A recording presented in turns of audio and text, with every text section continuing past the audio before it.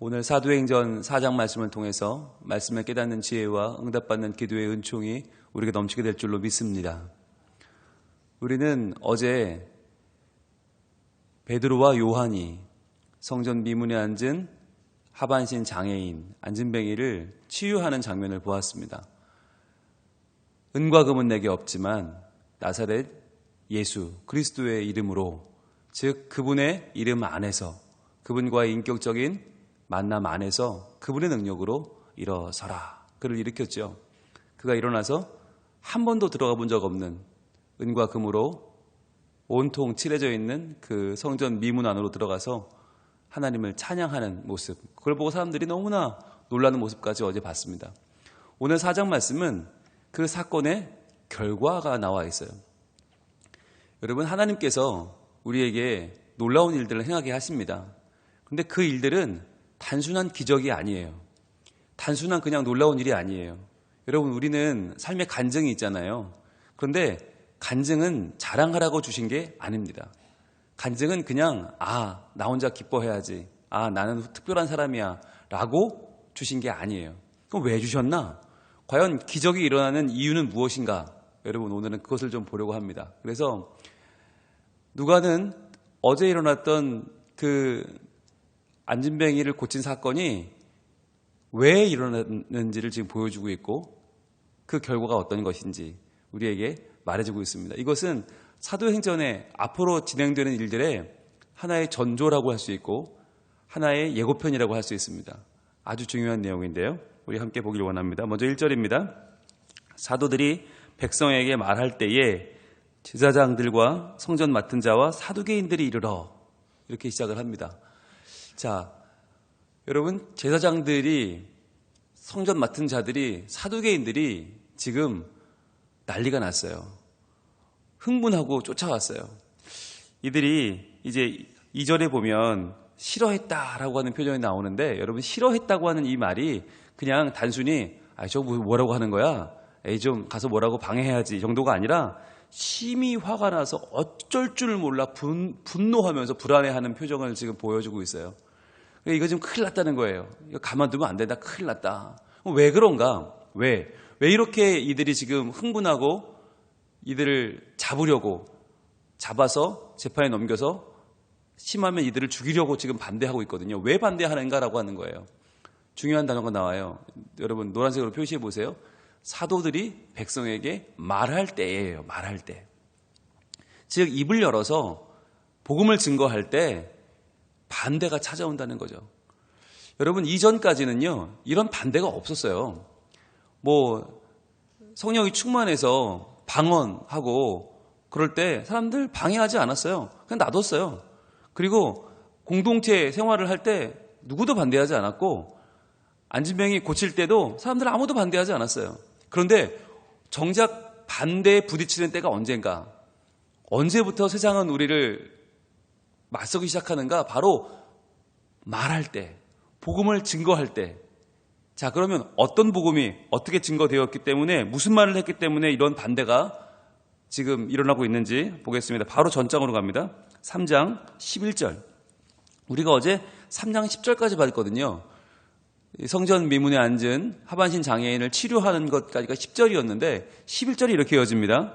나은 사람이 베드로와 요한을 붙잡으니 모든 백성이 크게 놀라며 달려나아가 솔로몬의 행각이라 불리우는 행각에 모이거늘. 자, 이거예요. 여러분, 나은 사람이 그냥 혼자만 기뻐 뛰다가 집으로 간 게 아니라 베드로와 요한을 붙잡았어요. 왜 붙잡았을까요? 내가 어떤 능력으로 낫게 된 건지, 그 나사렛 예수의 이름이 과연 무엇인지, 나를 낫게 한 그 이름, 평생 내가 40여 년을 앉아만 있었는데 나를 일으킨 그 나사렛 예수가 과연 누구인지를 알고 싶었던 거죠. 그래서 붙잡았단 말이에요. 붙잡아서 그 예수님 얘기를 좀 해달라고. 그런데 그때 모든 백성이 크게 놀라며 달려나와 우리도 듣겠다고. 그 예수님이 누구냐고, 그 예수의 능력이 뭐냐고, 우리도 좀 알자고 솔로몬 행각에 몰려든 거예요. 그 몰려든 숫자가 5,000명입니다. 여러분, 이게 엄청난 거예요. 그 당시에 예루살렘의 인구가 한 3만 명쯤 됐습니다. 3만 명 중에 남자만 5,000명이 몰려왔으면요, 여자, 아이, 노인까지 하면 여러분 엄청난, 그 예루살렘에 거의 올 수 있는 사람은 다 모여든 겁니다. 자, 모여들었을 때 뭐라고 합니까? 12절, 베드로가 이것을 보고 백성에게 말하되, 자, 이제 말하기 시작합니다. 이스라엘 사람들아, 이 일을 왜 놀랍게 여기느냐? 우리 개인의 권능과 경건으로 이 사람을 걷게 한 것처럼 왜 우리를 주목하느냐? 자, 우리를 주목하지 말라는 거예요. 우리가 낫게 한 게 아니다. 그러면 누가 낫게 한 것이냐? 바로 13절, 아브라함과 이삭과 야곱의 하나님, 곧 우리 조상의 하나님이 그의 종 예수를 영화롭게 하셨느니라. 자, 예수를 영화롭게 하셨다. 이게 무슨 말이냐? 이렇게 이어집니다. 너희가 그를 넘겨주고 빌라도가 놓아주기로 결의한 것을 너희가 그 안에서 거부하였으니. 자, 분명히 빌라도가 바라바랑 예수님을 놓고 둘 중에 한 명을 놔주자 했죠. 누가 봐도 예수님을 놔줘야 되는 판국이었는데 그들은 바라바를 놓아달라고, 예수를 죽이라고, 십자가에 죽이라고 했죠. 자, 그러니까 너희가 죽이라고 한 그 예수가 하나님이 영화롭게 한 하나님의 메시아라는 거예요. 14절, 너희가 거룩하고 의로운 일을 거부하고 도리어 살인한 사람을 놓아주기를 구하여. 그랬죠. 분명히 그들은 그랬어요. 15절, 생명의 주를 죽였도다. 그러나 하나님이 죽은 자 가운데서 그를 살리셨으니 우리가 이 일의 증인이라. 자, 너희가 죽인 예수가 메시아다. 그가 생명의 주다. 그런데 하나님이 그를 살리셨다. 우리가 증인이다 말하는 거예요. 그러면 16절 노란색 대식을 표시합니다. 그 이름을 믿음으로, 그 이름이 너희가 보고 아는 이 사람을 성하게 하였나니. 그 이름을 믿음으로 그 이름이 낫게 했다는 거예요. 여러분, 예수님이 얼마나 생명의 주님인지 그 이름만 믿어도 평생 불구자가 일어나고 그 이름만 믿어도 성하게 했는데, 예수로 말미암아 난 믿음이 너희 모든 사람 앞에서 이같이 완전히 낫게 하였느니라. 자, 예수로 말미암아 난 믿음. 이 믿음이 얼마나 귀한 건지, 예수님을 잘 모르는데도 그 이름만 믿었는데 너희 모든 사람 앞에서 이같이 완전히 낫게 했다. 여러분, 이것이 복음이죠. 여러분, 복음이 뭐예요? 너희가 죽인 예수가 생명의 주다. 하나님의 그를 다시 살리셨다는 거죠. 예수님의 죽음과 부활. 그런데 그 이름을 믿으면 우리는 불구에서 일어나고 고통 가운데 승리할 수 있다. 우리는 암흑 가운데에서 빛으로 나오고 우리는 죽음 가운데 생명을 얻는다. 이게 복음이잖아요. 자, 이 복음을 베드로가 마치 준비된 것처럼, 그 안에서 본물이 터지는 것처럼 이렇게 복음을 증거했어요. 자, 이렇게 말했더니 제사장들이 쫓아오고 성전 맡은 자가 쫓아오고 사두개인들이 이르렀다는 거죠. 자, 그들이 와서 어떻게 해요? 2절입니다. 예수 안에 죽은 자의 부활이 있다고 백성을 가르치고 전함을 싫어하여. 자, 이 싫어하여라고 하는 단어가 분홍색으로 한번 쳐보세요. 이 싫어하여가 심히 화가 나서 어쩔 줄 몰라 불안해한다고 그랬죠. 왜 심히 화가 났어요? 바로 예수 안에 죽은 자의 부활이 있다고 백성을 가르치고 전했기 때문이죠. 이게 뭐예요? 복음이에요. 여러분, 복음을 전할 때 세상이 우리를 적대시하고요, 복음을 전할 때 우리에게 악운과 적군이 드러납니다. 여러분, 우리가 세상에 살아가면서 믿지 않는 사람들과 평소엔 잘 지내잖아요. 우리가 얼마나 착해요. 안 믿는 사람보다 훨씬 착하죠. 훨씬 온유하고 훨씬 젠틀하죠. 그러니까 잘 지내요. 잘 지내다가 언제 부딪히느냐? 바로 복음을 드러낼 때예요. 그래서 우리는 복음을 웬만하면 드러내지 않죠. 예수 믿는 게 어떤 건지를 잘 얘기하지 않아요. 그냥 적당히 넘어가려고 해요. 사람들과 함께 있을 땐 기도도 안 해요. 식사 기도도 안 하고 그냥 밥 먹잖아요. 그리고 교회 간다는 얘기도 안 하고 그냥 약속 있어. 이렇게 정도로 넘겨요. 자, 그렇게 하니까 관계가 괜찮았어요. 그런데 그 괜찮은 관계가 나중에 내가 예수를 잘 믿는 행위로 그들을 감동시켜야지. 복음 말고 나의 삶으로 그들에게 예수님을 전해야지. 여러분, 그게 됩니까? 10년, 20년, 30년 지나도 안 돼요. 그러니까 아무 일도 벌어지지 않아요. 여러분, 전쟁이 없고 충돌이 없는 걸 기뻐하지 마세요. 복음을 전해서 그 복음 때문에 부딪히는 일들이 필요해요. 그러지 않으면 복음이 전해질 수가 없어요. 여러분, 우리는 복음 전하는 분들을 보면서 왜 이렇게 투박해? 라고 얘기합니다. 왜 저렇게 그냥 좀 평화롭게 지내면 좋잖아. 왜 예수님 얘기 꺼내가지고 왜 사람들을 저렇게 분란을 일으켜? 왜 저렇게 사람들을 흔들어 버리는 것 같기도 하고 관계가 깨어지는 것 같고 불안하잖아요. 여러분, 그게 아니에요. 예수님 이야기 꺼내서 예수님이 죽으셨고 당신을 위해 죽으셨고 부활하셨습니다. 당신이 예수의 이름을 믿으면 그 이름으로 승리합니다. 라고 하는 말은요, 여러분, 그 인생에 가장 거룩한 뒤흔듦, 지진을 일으키는 일이에요. 여러분, 평안히 지옥 가는 게 좋은 겁니까? 평안히 죽는 게 좋은 겁니까? 아니거든요. 여러분, 베드로가 한 일이 뭐예요? 요한이 한 일이 뭐예요? 사도들이 한 일이 뭐예요? 복음을 드러낸 거예요.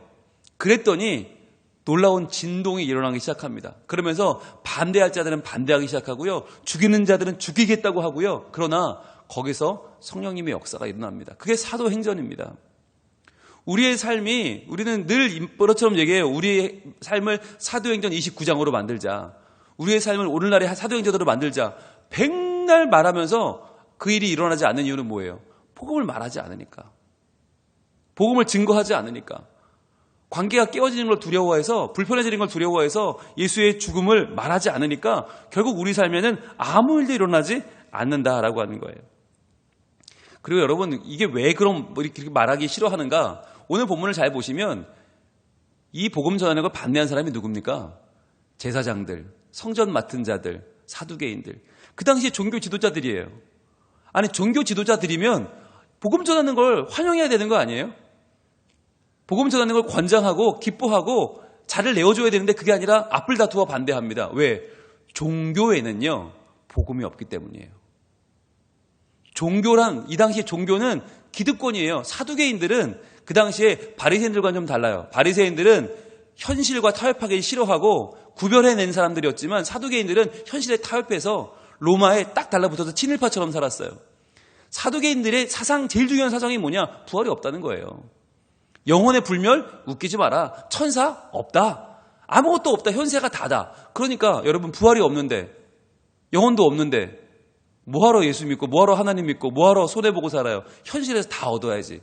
그러니까 그 당시 제사장들 그룹이었던 사두개 후에 사두개인들, 성전 맡은 자, 다 사두개인들 한패인데, 이 사람들은요, 에이, 천국이 어딨어?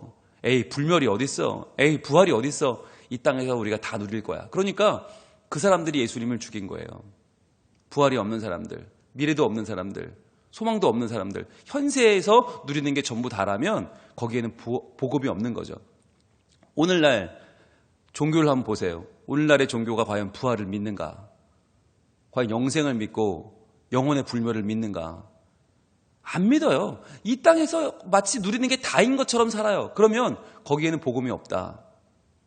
그러면 우리를 돌아봐야 돼요. 우리도 지금 종교생활 하잖아요. 우리는 신앙생활이라고 우기지만 세상에 볼 때 그건 종교생활 아니에요? 왜? 이 땅에서 것만 구하니까. 마치 이 땅이 다인 것처럼 우리가 매일 구하는 건 돈과 명예와 건강과 성공 외에는 안 구하잖아요. 내 자녀가 당장 잘 돼야 되고, 내가 당장 인정받아야 되고. 우리는 지금 사두개인들과 똑같아요.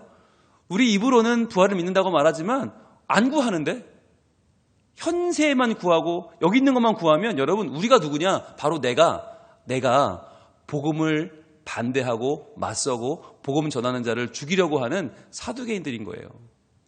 그래서 오늘의 본문은 정말 잘 봐야 돼요. 로마 총독이 죽이려고 한 게 아니고요. 세상 철학자들이 죽이려고 한 게 아니고요. 종교인들이 성경을 믿고 성경을 필사하고 성경을 외우고 하나님을 나름 안다고 하는 자들이 지금 복음 전하는 자들을 죽이려고 하는 거예요. 여러분, 이게 현실이에요.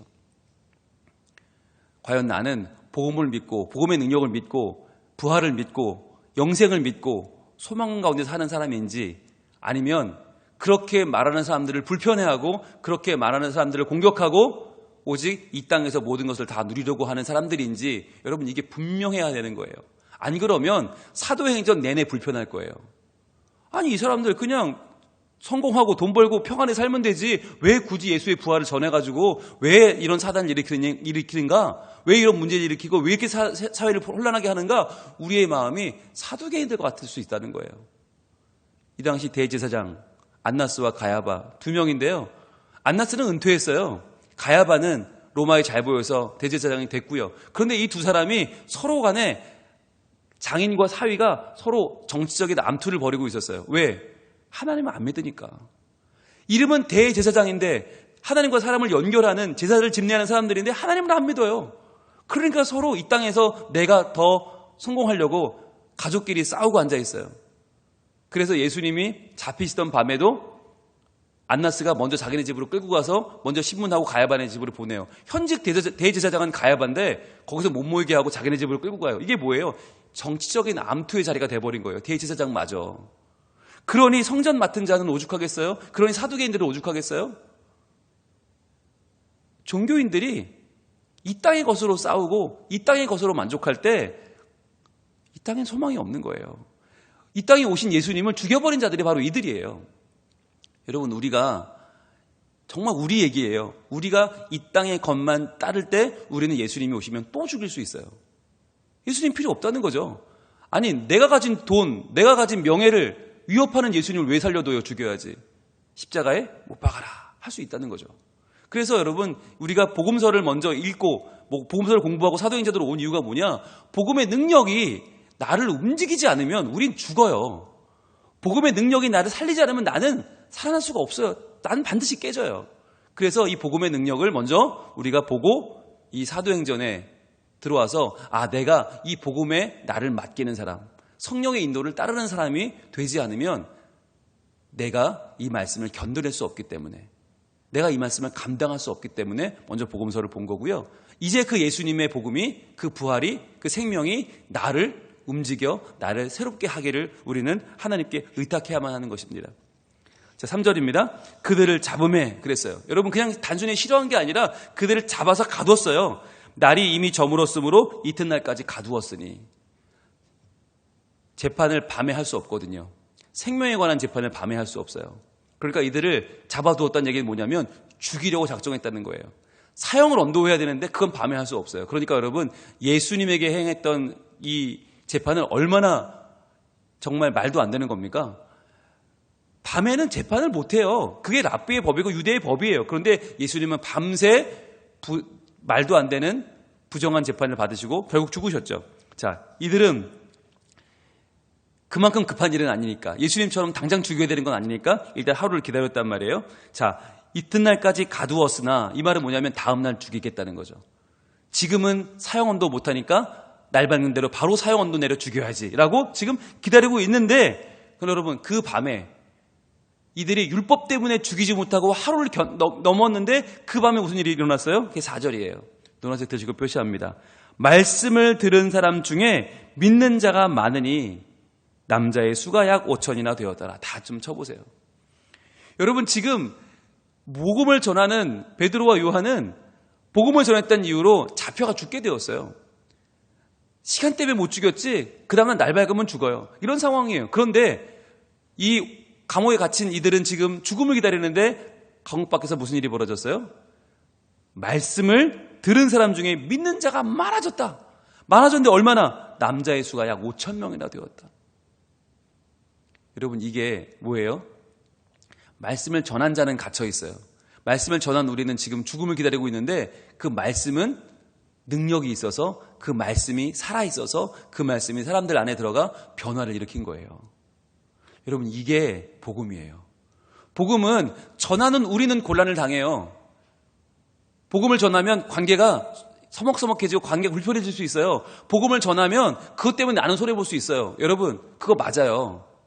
그런데요, 그 말씀은 그 사람 안에서 움직이기 시작해요. 그래서 그 말씀이 그 영혼만이 아니라 말씀을 들은 자들을 변화시켜요. 이게 중요한 거예요. 여러분, 선택하셔야 돼요. 내가 복음을 전하지 않고 그냥 괜찮은 사람으로 편한 관계로 영원히 살 건가? 아니면 관계가 불편해지더라도 내가 전한 복음이 그 사람의 영혼 안에서 움직여서 그 복음의 능력으로 그 영혼이 변화될 건가? 이걸 결정하셔야 되는 거예요. 여러분, 5천 명의 남자들과 이 복음을 전한 베드로와 요한은 불편해졌어요. 제사장들이 쫓아와 죽인다 그러고, 성전 관리 맡은 자들이 니들이 뭔데 그러냐 그러고, 뭔데 가르치느냐 그러고, 사두개인들이 쫓아와서 저 말도 안 되는 놈들 죽여라.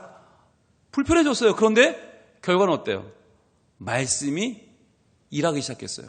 말씀을 들은 사람 중에 믿는 자가 많아졌어요. 여러분, 말씀을 듣지 않으면 절대로 변하지 않아요.